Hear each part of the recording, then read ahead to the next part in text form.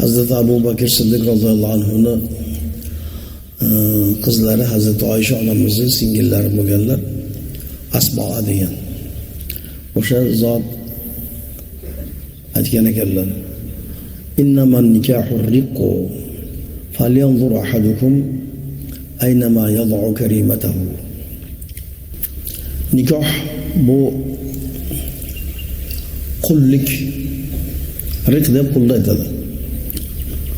Sirf qullik bu nikoh.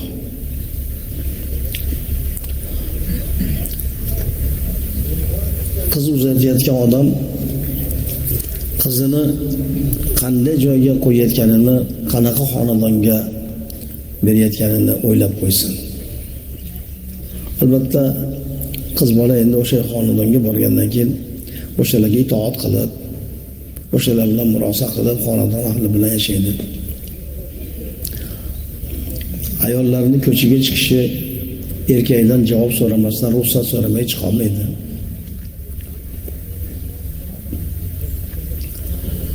Otasini uyiga beruxsat bora olmaydi. Albatta o'sha xonadon ahlining ijozati bilan, kuyov to'raning ruxsatlari bilan boradi. Mana shulardan ma'lum bo'lyapti endi huquq qanchalikligi. Endi taqvodor, insofli xonadonlarda bo'lsa, o'sha kelinni ko'ngliga qaraydi, ko'nglini ehtiyotlaydi. Shariatga muvofiq bo'ladigan holatdagi xohishlariga yo'l beradi. Haddan imkon kengchilik bilan erkin yashashiga sharoit qilib beradi o'sha xonadon. O'sha Hasan Basri rahmatullohi alayhi o'sha qizni uzatadigan bo'lsangiz, taqvodor joyga bering degan gaplari shunga keladi-da.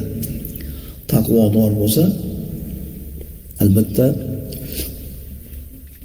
qiyomatni o'ylab, o'sha kelinni xursandchiligini o'ylab, o'sha kelinni ranjimasligini o'ylab, mabodo ranjib qoladigan bo'lsa, qaysi bir ishda Xudoning oldida bunga javob berish borligini andisha qilib, ehtiyotkorligini qilish uchun taqvo kerak-da. Taqvodor bo'lsa, oila ana shunday bo'ladi. Qizlar baxtli bo'ladi. Taqvodor xonadonga uzatilgan qizlar baxtli bo'lib yashaydi. Ularning huquqlari rioya qilinadi. Ularning ko'ngillari avaylanadi. Ularning rizoligi andisha qilinadi. Hamma tomonlama ehtiyot qilinadi. Shuning uchun Hazrati Hasan Basri rahmatullohi alayhi ana shunday taqvodor joyga ulatishda aytdilar. Haligi Asmo onamiz ham nikoh bu qullik, bu sirf qullik.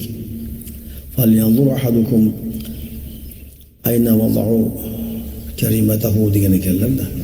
O'zini bir pokiza bir tarbiya qilgan qizini, taqiya qizini qanday joyga berayotganligini o'ylab qo'ysin.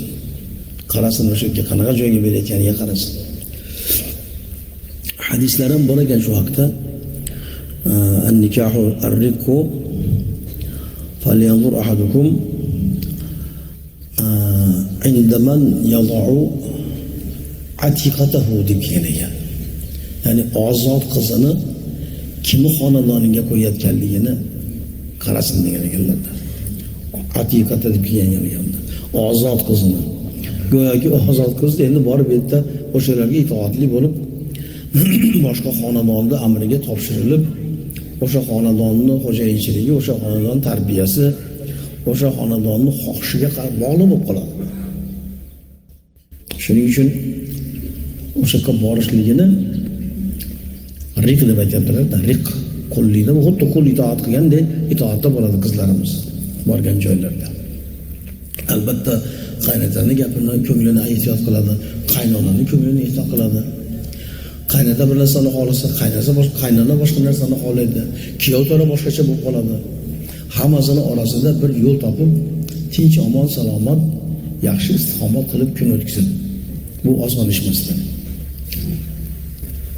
Shuning uchun bular hammasi aziz birodarlar, tarbiya muhim bir narsa. Tarbiyadan keyin albatta qiz uzatishda ehtiyotkorlik zarur.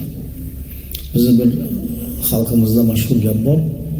Qiz uzatadigan odam kuyov tanlashda, quda tanlashda somonxonada yignasini yo'qotib qo'ygan odam yignasini topgan darajada taftish qilsin, ehtiyot qilsin degan ekanlar-da. Shunaqa elimizda shunaqa gap maqol bor. Somonxonadan yignan topib bo'lmaydi endi. Yaltirab turadi somon ham, yigna ham yaltirab turadi, topish qiyin. Shunchalik daqiq bir e'tibor qilsin. Rosa tekshirsin, rosa o'rgansin. Namozxonligini o'rgansin. Namozxon bo'lsa-la basmasda. Ba'zi namozxonlar ham tarbiyasiz bo'ladi. Namozni xudonasi qilib qolib-yu, namozni ham qanchalik o'qiyotganlar bor. Hamma namozxon bir xil emas. Albatta namoz agar kamo haqqi ado qilinadigan bo'lsa, insonni tarbiyalab qo'yadi. Insonni tarbiyalab qo'yishligi nima u? Namoz o'qigan odam Xudoni esdan chiqarmaydi. Namoz o'qiyotgan odam nima ish qiladigan bo'lsa, Xudoni andishasida qiladi. Gapiradigan gapimga Xudo rozi bo'ladi.